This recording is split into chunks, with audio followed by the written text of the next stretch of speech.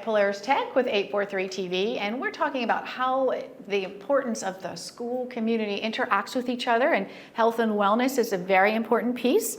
And so we've got our panelists here today. We're going to let them introduce themselves. I'm Caryn Nelson. I'm a learning navigator here at Polaris Tech. I'm April Hamilton. I am the school nurse here at Polaris Tech. And I'm James Morrall, Director of Prevention and Outreach at Hopeful Horizons. And you all partner together to help the students and the families and the community, and because health and wellness is so key, mental health and wellness as well, and we've seen a lot of that change over the last few years with COVID, and we'll talk with our school nurse here. Tell us about what happens day to day with your role. How do you help interact with the students, keep them not just physically healthy, but them emotional and all those things that go with that? Well, the school nurse is a very important position in the school. What we've tried to do here at Polaris Tech is kind of adapt the CDC guidelines of whole student, whole school, whole community concept. Basically, we find that when students are healthier, they're more engaged with learning. And we also find that the attendance rate is much better. So on a day-to-day operation, I see students for minor injuries, minor illnesses, but a lot of times it turns into something a little bit deeper than that. I serve as a bridge to the community. Sometimes kids come in and they might have a stomach ache or they might have a headache, but it could be something that's related to what's going on at home. So I'm the link to those different organizations like our mental health partners.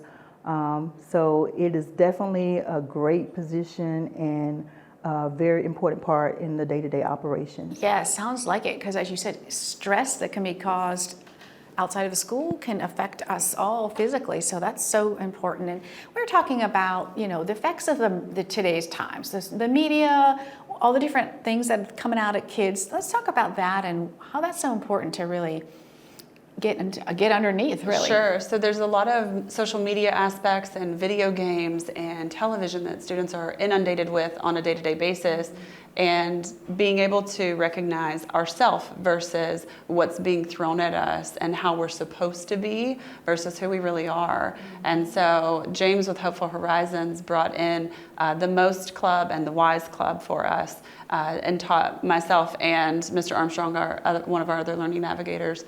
They gave us a curriculum to use with the students to help improve the communication skills and to understand what a good relationship is going to look like and how they can continue to build good relationships even after this mentorship program.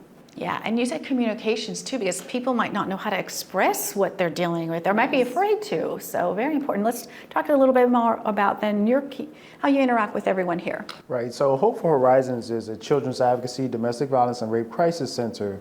And so we have lots of services that we offer the community at large. We serve Beaufort, Jasper, Colleton, and Hampton counties.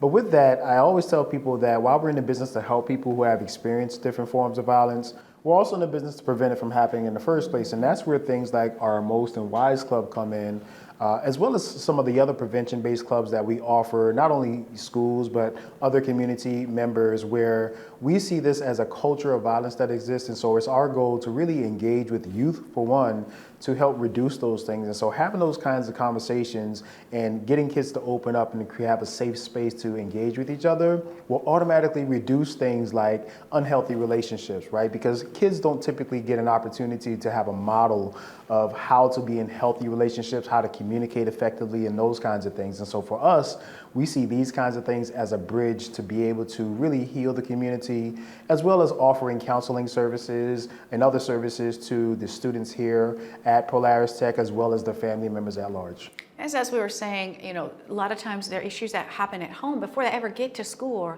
and then you all are sort of here to kind of pick that up from there. And so getting back to the source is so important there. So the three of you have a good relationship and working together, sounds like. So what else would you like to share about that? The WHI's Club it stands for Women Inspiring Strength and Empowerment. And we had an experience with one of my girls who was in the club. She got into an argument with someone, and instead of fighting or using her fists. She used her words. Yes. And that was really powerful to see within the class, or well, not the class, but within the hallways, that this is filtering down and it is impactful just with one semester of us implementing this. This has been a great conversation. I wish we had more time, but thank you all for all that you do here in Jasper County with the kids and just beyond. And we thank you all for watching 843 TV, where communities come to see.